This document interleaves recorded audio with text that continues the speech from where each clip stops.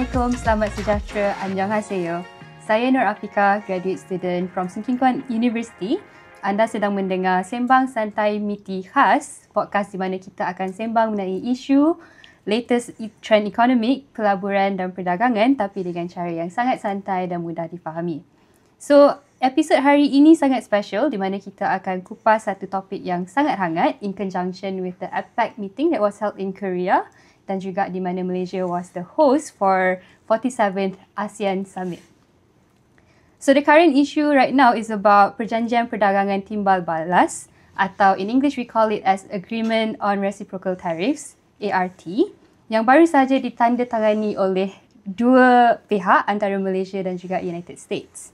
Mungkin ramai yang tertanya-tanya apa maksud perjanjian ini sebenarnya dan kenapa Malaysia terlibat dan apa impak yang diberi kepada rakyat, bisnes daripada syarikat besar hinggalah PKS. Untuk jawab semua soalan ni, kita sangat bertuah sebab kita ada a very special guest iaitu YB Senator Tengku Datuk Seri Zafrul Aziz, Menteri Pelaburan Perdagangan dan Industri. Selamat datang YB. Apa khabar? YB sihat? Baik. How are you, Afika? Okay. So far so good, alhamdulillah. Okay. Thank you for doing this. Alright. Jadi YB akan jelaskan more in detail di sebalik rundingan Malaysia-Amerika Syarikat bagaimana pendekatan diplomasi berjaya bawa hasil yang positif, macam mana ia akan lindung kepentingan ekonomi negara dan juga kenapa engage and not retaliate jadi prinsip utama Malaysia dalam rundingan ni. So without further ado, kita akan mulakan with the basic questions. So apa cerita sebenar di sebalik ART ni dan apa maknanya untuk masa depan perdagangan Malaysia? Yeah. Well, kalau kita baca apa yang telah berlaku sejak April, ada 2 hari bulan April, Presiden Trump mengumumkan tarif ke atas semua negara rakan dagang Amerika Syarikat. He called it the Liberation Day. Ya. Pada masa itu, Malaysia tidak dikecualikan. Ya. Malaysia dikenakan tarif pada masa itu 24%. Ya. Dan pada masa yang sama, semua negara-negara lain pun kenalah. Ya. Ada yang kena sampai 40, ada yang 50. Terutamanya negara-negara seperti Malaysia ni yang mempunyai trade deficit. Ya, ataupun US ada trade deficit dengan Malaysia. So kita ada trade surplus lah. Maknanya kita ekspor lebih daripada kita import daripada Amerika Syarikat dan kita punya trade surplus dengan Amerika Syarikat pada tahun lepas berjumlah hampir 25 bilion US dollar. Ya.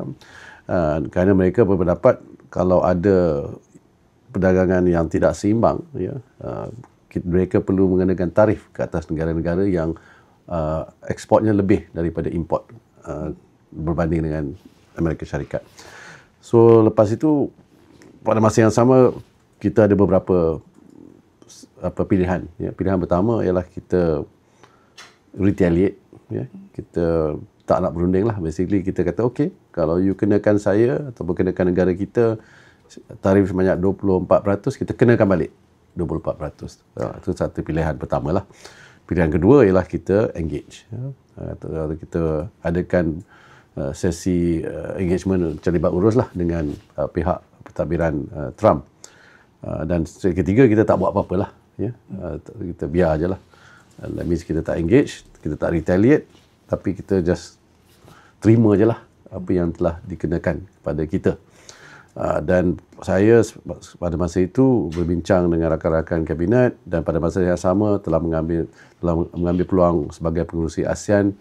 We call for a meeting of all the ASEAN economic ministers dan semua juga bersetuju yang kita tidak retaliate, kita engage. Dan sejak itulah semua negara di ASEAN engage Amerika Syarikat dan berbincang untuk menurunkan tarif ini dan also berbincang bagaimana kita perlu bekerjasama dengan Amerika Syarikat kerana perdagangan di antara Amerika Syarikat dan ASEAN dan Amerika Syarikat dengan Malaysia sebenarnya adalah win-win untuk kedua-dua pihak. So in short, if I can summarize the point, it means like what you do to us, we do back to you. No, that is one option, which we decided not to because I think that option nobody wins. Okay. Jadi kita decided to engage, so that we can inform the United States apakah isu-isu yang kita rasa tidak adil, not fair, Dan pada masa yang sama kita pun nak dengar apa yang mereka risaukan, ya, apakah cabaran mereka, kenapa mereka buat sedemikian. Right. So mengenai rundingan ni, boleh YB ceritakan sikit macam mana Malaysia terdorong dalam rundingan ni, and then apa matlamat utama MITI in this agreement? Yeah. First you kena see the hubungan perdagangan dan juga pelaburan di antara Amerika Syarikat dan Malaysia. Dari segi perdagangan, pasaran Amerika Syarikat ini merupakan pasaran yang terbesar, pasaran ekspor yang terbesar untuk Malaysia. Tahun lepas saja hampir 200 bilion ringgit, ekspor kita adalah ke Amerika Syarikat. They are our biggest export market. Kalau dari segi pelaburan pun, mereka adalah pelabur yang terbesar ke dalam negara kita. Sejak 1980-an, pelaburan berjumlah hampir 225 bilion ringgit. Pelaburan daripada syarikat-syarikat Amerika Syarikat yang melabur di negara kita. Dan ini telah membawa limpahan positif dari segi pekerjaan, limpahan positif dari segi pembangunan ekosistem untuk PKS kita dan juga syarikat-syarikat kita menjadi sebahagian daripada rantaian bekalan. Dan contohnya sektor semiconductor sekarang ini, negara kita adalah salah satu negara pengekspor terbesar semiconductor, kerana pelaburan daripada Amerika Syarikat. Dan oleh itu kita tidak boleh yang pilihan satu tadilah, tidak boleh membuat keputusan okeylah kita retaliate, kerana kita kena fikirkan tentang syarikat-syarikat kita yang pengekspor kita yang ada hubungan perdagangan dan pelaburan dengan Amerika Syarikat, kerana mereka juga memberi peluang pekerjaan kepada berjuta rakyat Malaysia, kalau kita tengok rantaian bekalan kepada syarikat-syarikat tersebut. Tapi pada masa yang sama, yang pilihan yang saya sebut tadi, pilihan kedua, kita engage, kita beri pencerahan, beri penerangan yang contohnya dalam sektor-sektor seperti semiconductor, seperti aerospace, seperti pharmaceutical. Kita ni saling melengkapi. We are actually complementing the industries in the US. Kalau dia kenakan tarif contohnya kepada alat-alat yang diperlukan untuk pharmaceutical ataupun ingredient yang diperlukan untuk pharmaceutical, sama juga dengan aerospace, mereka ada Boeing di Malaysia. Ini akan mengakibatkan harga pesawat Boeing itu lebih tinggi. So oleh itu dalam perbincangan kita berilah pencerahan, penerangan kepada pihak Amerika Syarikat bagaimana rantaian bekalan kita ini saling melengkapi ataupun we complement the supply chain, dan juga yang pada masa yang sama kita adalah satu rantaian bekalan yang boleh dipercayai ataupun is reliable and secure for the US. Dah 50-60 tahun kita menjadi rakan dagang kepada Amerika Syarikat, and we have always deliver in terms of supply chain. Jadi salah satu impact pada rakyat, kita bagi satu senario. Kita tidak boleh ekspor lagi ke Amerika Syarikat kerana produk-produk kita tidak lagi kompetitif, kerana Amerika Syarikat mungkin mengenakan tarif 50%. Ini satu kemungkinan yang real, real possibility kalau kita tidak tandatangani perjanjian ini. Apa akan berlaku? Syarikat-syarikat kita akan tidak dapat akses kepada Amerika Syarikat, and this is our biggest market. Mereka terpaksa tutup. People akan hilang, rakyat kita akan hilang pekerjaan.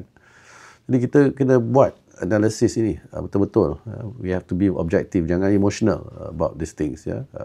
So pada masa yang sama kita dapat lihat komen-komen daripada chambers, FMM, macam-macam lagi lah. Of course American Chambers, dan semualah industri-industri kita memang berpendapat ini adalah penting untuk mereka, for their survival. So we have to be fair. Kita ni senanglah duduk sini merekomen dan tiba-tiba dah jadi pakar dalam isu ini, tetapi yang kena nanti ialah rakyat kita. Bila dia hilang pekerjaan ni, siapa yang akan bertanggungjawab? Alright, so as YB mentioned earlier, pasal kadar tarif, saya difahamkan pada bulan April it was 24%, kemudian in July it was 25%, and very recent kita berjaya mencapai 19%. Jadi in this perspective, adakah kadar ini very competitive in terms of with other Asian countries, and macam mana kita actually berjaya mencapai 19%? Mula-mula bila kita dikenakan 24%, negara-negara ASEAN yang lain, negara-negara jiran kita dan juga beberapa negara di Asia memang dikenakan tarif banyak yang negara pun kenakan tarif lebih tinggi daripada kita. Ada yang sama, lebih kurang, ada yang lebih tinggi. Dan mereka telah buat keputusan untuk berunding dengan Amerika Syarikat. Jadi kita pun perlulah berunding. Nanti kan mereka dapat tarif yang lebih rendah, kita masih lagi stuck dekat tahap 24%. In fact, lepas itu dalam perundingan kita dia dah naikkan ke 25. Banyak negara lain pun ada yang naikkan, ada yang turunkan.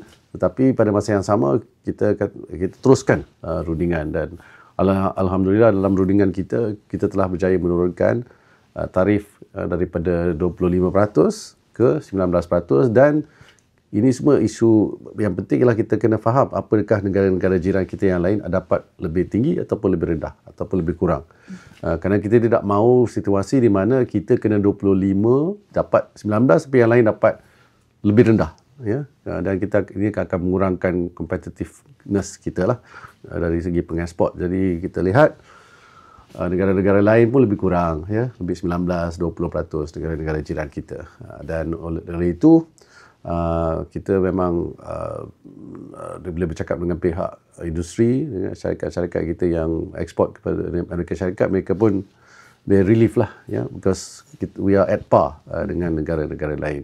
Dan pada masa yang sama dalam perjanjian ART ini, Agreement on Reciprocal Trade ini, kita telah bersetuju yang ada juga tarif-tarif lain ataupun ada juga produk-produk yang tidak dikenakan tarif 19%. Ada sebanyak 1,711 tarif lain yang tidak dikenakan tarif 19% ini. Ini akan membantu pengeksport kita untuk teruskan ekspor ke Amerika Syarikat ataupun meningkatkan lagi ekspor ke Amerika Syarikat.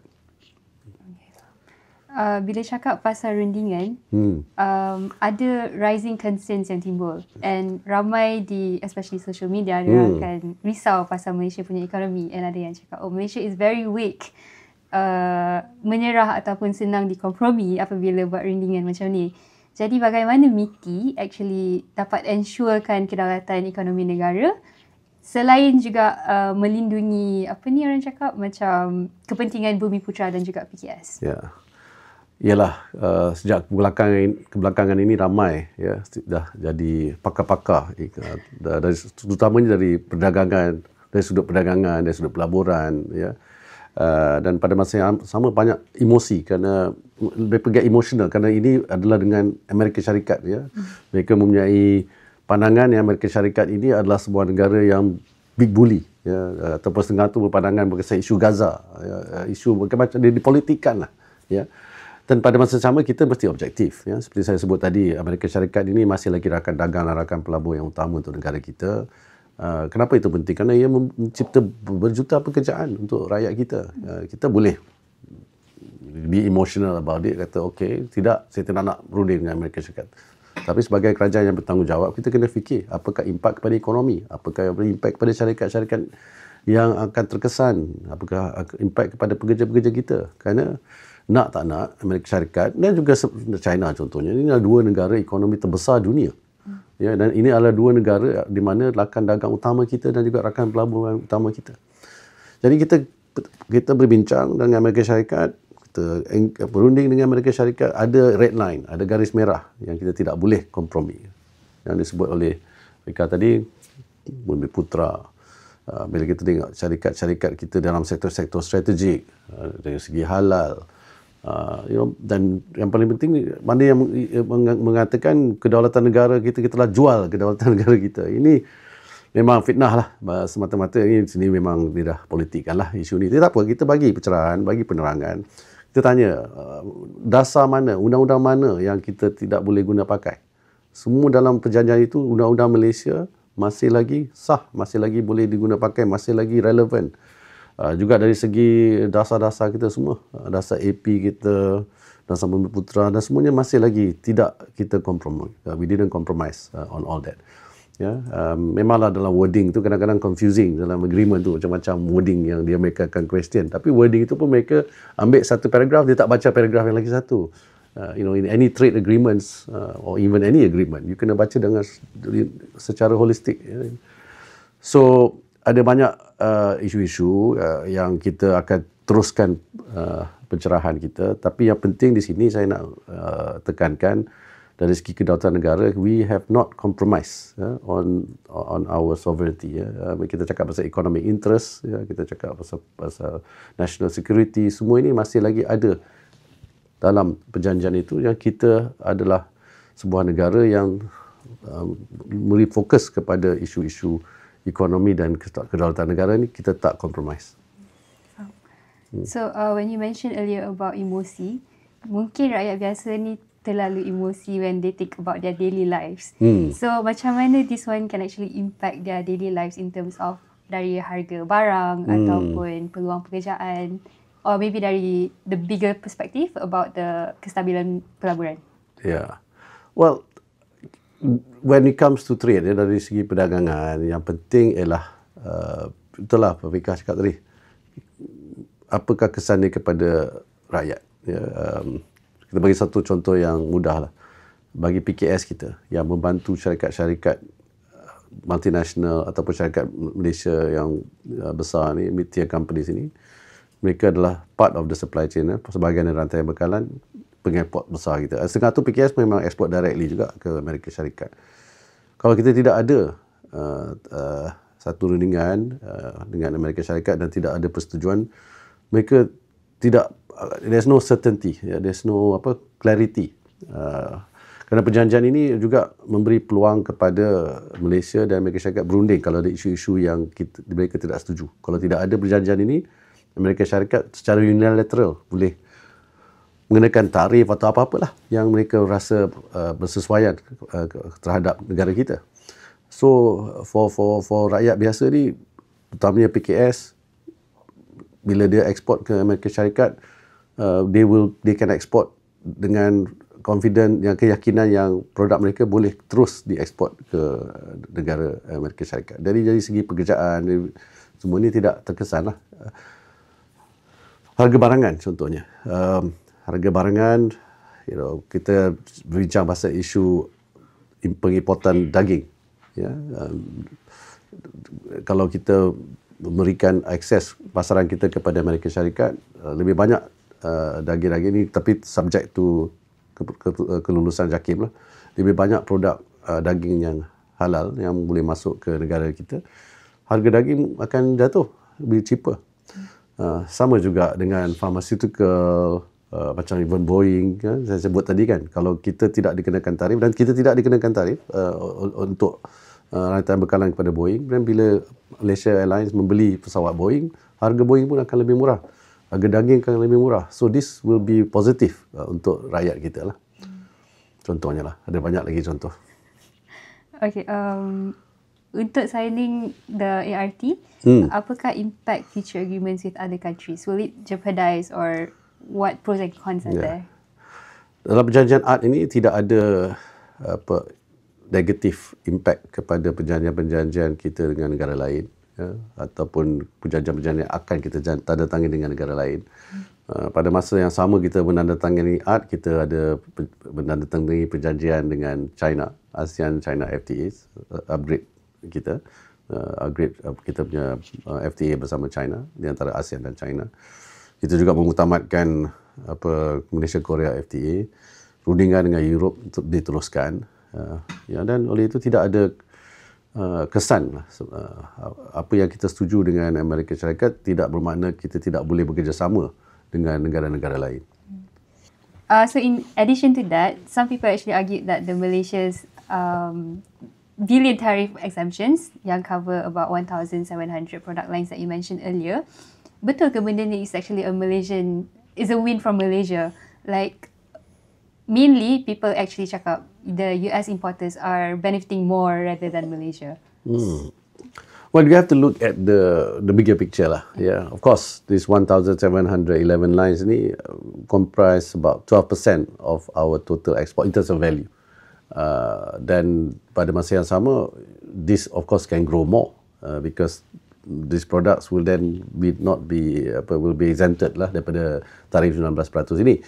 Dan pada masa yang sama, we have shown dalam perjanjian ini, we are the trusted and reliable supply chain partner, terutama dalam sektor-sektor strategik mereka seperti semiconductor, seperti aerospace, seperti pharmaceutical dan sebagainya.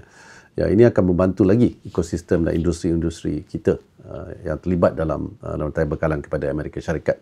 Kerana rantai bekalan of security of supply chain ini penting sekarang dalam isu economic security. Ya, so oleh itu kita kena lihat dari segi holistiknya, dan pada masa yang sama masih lagi ada rundingan sebenarnya ya dalam sektoral tarif ini, ya, di mana dalam Section 232 Amerika Syarikat ada mengatakan yang kita masih lagi perlu berbincang dalam setengah-setengah lagi sektor yang di consider strategic lah, macam semiconductor ini ya. Dalam joint statement mereka ada mengatakan yang mereka akan look at this art favorably untuk rundingan kita yang akan datang, terutamanya dalam sektor-sektor yang penting untuk negara kita. In the context of global supply chain pula, Yes. Sebab sekarang ni global supply chain dia terlaka lebih pada gangguan. Yes. And macam mana Malaysia dapat gunakan ART ni untuk strengthen the resilience of the supply chain dan juga tak solely rely on one trading partner or just focus on one market. Ya. Ya. Okey, kita lihat art ya. Kita bincang banyak pasal art ini ya, dan pada masa yang sama seperti saya sebut tadi, kita juga teruskan rundingan kita dengan negara-negara lain ya. Kita ada beberapa FTA dengan negara-negara lain yang kita telah tanda tangani baru-baru ini, dan memang lama pun ada macam CPTPP, macam RCEP dan sebagainya. In fact, perdagangan antara negara ASEAN pun kita telah menaik tarafkan our agreement dengan negara-negara ASEAN. A3 pun telah ditandatangani baru-baru ini di ASEAN Leader Summit, the upgrade of A3. So kita teruskan rundingan dengan negara-negara lain supaya kita pengekspor kita mendapat market access kepada negara-negara tersebut. So we need to diversify lah ya, pada masa yang sama. So we need to engage. Kita selalu sebagai negara yang berkecuali ya, we always been saying that we are neutral. So we have to engage all countries, including US lah, of course. Kerana kita sebuah negara yang terbuka dari segi perdagangan. Kita tengok trade to GDP kita pun hampir 200% ya, trade to GDP. So kita sebuah negara yang we consider ourselves as a mid-size economy lah, di mana kalau you have a company, the market for your product ada 34 juta penduduk. Tetapi kalau ASEAN 680 juta. Kalau dunia lebih lah. Ya, jadi to build a company and to make it profitable, you need scale. Oleh itu, you cannot just have Malaysia as the market. You have to have ASEAN as the market. Ya, pasaran kita tidak boleh terhad hanya kepada Malaysia. Oleh itu, perdagangan ini adalah satu elemen yang penting untuk syarikat-syarikat kita. Ya, dan juga pelaburan. Kerana syarikat-syarikat yang melabur ke dalam negara kita ingin menggunakan Malaysia sebagai satu platform untuk mereka ekspor ke seluruh dunia juga. Dan oleh itu amat pentinglah ya, kita sebagai negara yang terbuka memastikan Malaysia terus mengadakan perbincangan dan mendapatkan market access untuk seluruh dunia. Okay, YB. So, setiap perjanjian tu mesti ada peruntukan untuk masa hadapan. Tapi also there's a lot pros and cons. Katakanlah in future, there are maybe misunderstanding between Malaysia and United States. And also katakanlah kalau Malaysia pilih untuk keluar daripada perjanjian ni, are there any risks? Will United States actually impose sanctions to us? How will it work? Yeah. Well, memang dalam perjanjian art ini kita ada exit clause. Ya. In fact, mana-mana perjanjian pun ada exit clause. Kalau kita melihat mengkaji perjanjian ini tidak menguntungkan kita, if there's one area yang mereka push and we said this is not good for our country, we can always exit. There is an exit clause. Like I said, seperti saya kata tadi, perjanjian-perjanjian lain pun ada juga. Ya, dan pada masa yang sama, yang penting ialah dalam perjanjian ini, ya, kita ada clause yang memberi peluang untuk kita ada consultation, ya, supaya kita berunding. Kalau mereka tiba-tiba mengatakan ini tidak menguntungkan Amerika Syarikat, jadi kita akan kenakan tarif ataupun kenakan apa-apalah penalti ke dan sebagainya, kita ada peluang untuk consult dan bagi tahu kepada mereka dan tak betul tu pemahaman mereka terhadap isu ini. Ya, tapi kalau kita masih lagi tidak setuju, kalau ini akan tidak menguntungkan negara kita, kita boleh keluar daripada perjanjian ini. Jadi tidak ada isu mengenai kedaulatan negara dijual dan sebagainya. Dan pada masa yang sama, yang penting ialah untuk negara kita terus engage dengan Amerika Syarikat tu, terus berunding kalau ada isu-isu yang kita cakap macam ada salah faham. So we have given that the agreement ni memberi peluang untuk kalau ada isu salah faham untuk berbincang dahulu. Kalau tidak, Amerika Syarikat akan buat keputusan unilateral. Ya. It's like contohnya kalau kita tidak ada perjanjian ini, apa akan berlaku? So kalau kita kata okay, we willing to get out, but we have to face the consequences lah. Kerana kalau we get out of this agreement, ini bermakna agreement ini tidak ada lagi dan Amerika Syarikat akan mengenakan tarif yang lebih tinggi. Adakah kita bersedia?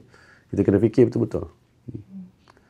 So, Malaysians should not be worried about insecurity ataupun kedaulatan negara tergugat because we can just keluar anytime, right? So, ada isu timbul mengatakan yang perjanjian Cambodia dengan US lagi better dengan Malaysia with US. So, what's your take on that?